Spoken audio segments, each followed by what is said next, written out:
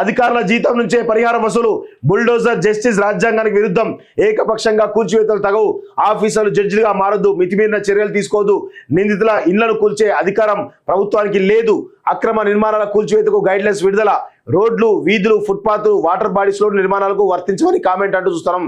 ఏదైనా కేసులో నిందితుడు లేదా దోషిగా ఉన్న వ్యక్తికి చెందిన నివాసాన్ని ఆయన నేర చిత్ర సాగుగా చూపి కూల్చేయడాన్ని సుప్రీంకోర్టు తప్పట్టింది. బుల్డోజర్ జస్టిస్ రాజ్యాంగానికి విరుద్ధమని పేర్కొంది.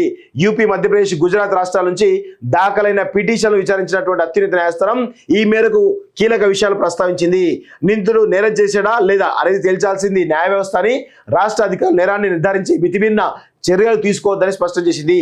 ఆఫీసర్లు జడ్జిలుగా మారొద్దని పేర్కొంది. ఈ మేరకు కూల్చివేతలకు సంబంధించి మార్గదర్శకాలు విడుదల చేసింది. ఈ మార్గదర్శకాలు ఉల్లంఘించి కూల్చివేతలకు పాల్పడితే ఆ కట్టడం పునర్నిర్మాణం అయ్యేటువంటి ఖర్చు ఉద్యోగుల జీతం నుంచి కట్ చేయాల్సి ఉంటుందని హెచ్చరించింది. సుప్రీం ఆదేశాలు హైడ్రాకు వర్తించబట్టు యూపీలో నిందితుల ఇల్లు కూల్చివేతలకు మాత్రమే హైడ్రా కమిషనర్ ఏవి రంగనాథ్.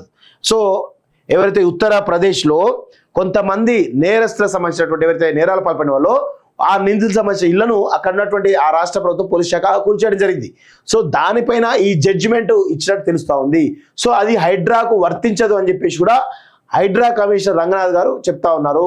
సో ఖచ్చితంగా అక్రమ నిర్మాణాలు ఎక్కడ జరిగితే వాటన్నిటి కూడా ప్రభుత్వ భూముల్లో నిర్మాణాలు జరిగిన కానీ అక్రమ నిర్మాణాలు జరిగిన కానీ కబ్జాలు చేసినా కానీ వీటన్నిటిపైన కూడా హైడ్రా చాలా సీరియస్గా ఇప్పటికే చర్యలు తీసుకోవడం కూడా చాలా పెద్ద ఎత్తున ప్రణాళికలు అయితే చేస్తూ ఉన్నట్టు తెలుస్తూ ఉంది.